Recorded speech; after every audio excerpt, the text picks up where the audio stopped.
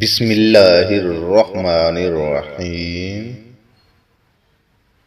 मैंने जिंदगी में एक ही बात सीखी है कि इंसान को कोई चीज नहीं हरा सकती जब तक वो खुद हार न मान ले। हर तूफान आपकी जिंदगी तबाह करने के लिए नहीं आता, कुछ तूफान आपके रास्ते साफ करने के लिए आते हैं।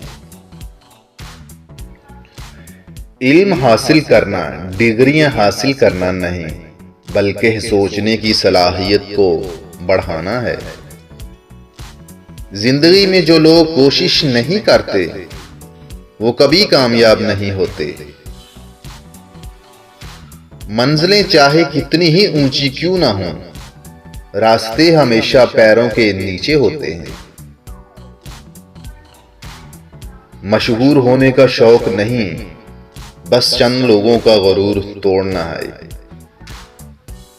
मैं अपनी जिंदगी में बार बार नाकाम रहा हूं और इसी वजह से मैं कामयाब हूं। जब भी आपने काम हाथ में लिया है, आपको इसे अंजाम तक पहुंचाना होगा। यही कामयाबी का राज है।